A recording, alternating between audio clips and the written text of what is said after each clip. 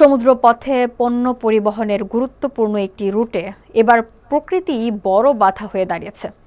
এল নিনোর প্রভাবে বৃষ্টিপাত কমে পানির স্তর নেমে যাওয়ায় পানামা খাল দিয়ে জাহাজ চলাচল কমানোর সিদ্ধান্ত নিয়েছে কর্তৃপক্ষ। আগামী ৩ সেপ্টেম্বর থেকে প্রতিদিন সর্বোচ্চ ৩৪টি জাহাজ পানামা খাল পার হতে পারবে। বর্তমানে এই সংখ্যা ৩৬টি।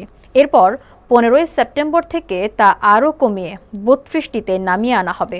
আটলান্টিক ও প্রশান্ত মহাসাগরকে সংযুক্ত করা পানামা খাল বিশ্ব বাণিজ্যের অন্যতম গুরুত্বপূর্ণ নৌপথ।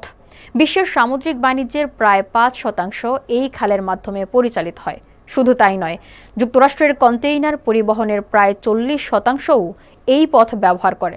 কিন্তু এল নিনোর প্রভাবে মধ্য আমেরিকা জুড়ে চলমান খরা পরিস্থিতি এখন এই গুরুত্বপূর্ণ বাণিজ্য পথের ওপর সরাসরি প্রভাব ফেলছে। পানামা খাল কর্তৃপক্ষ জানিয়েছে, খালে পানি সরবরাহকারী দুটি কৃত্রিম হ্রদের পানির স্তর কমে যাওয়ায় জাহাজ চলাচল সীমিত করতে হচ্ছে। মে থেকে আগস্ট পর্যন্ত খাল এলাকায় বৃষ্টিপাত ঐতিহাসিক গড়ের তুলনায় ৩৪% কম হয়েছে। সামনে বৃষ্টিপাত আরও কমে যাওয়ার আশঙ্কা রয়েছে।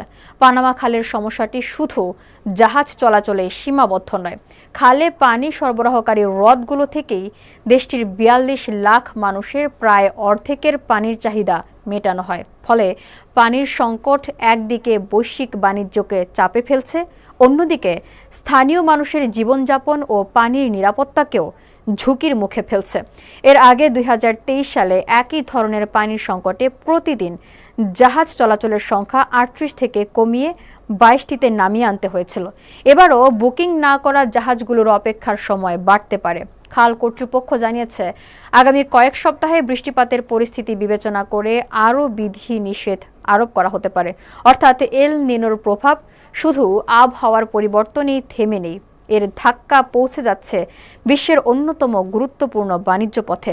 আর পানামা খালের এই সংকট দীর্ঘ হলে এর প্রভাব পড়তে পারে পণ্য পরিবহন, সরবরাহ ব্যবস্থা এবং আন্তর্জাতিক বাণিজ্যের ওপরও।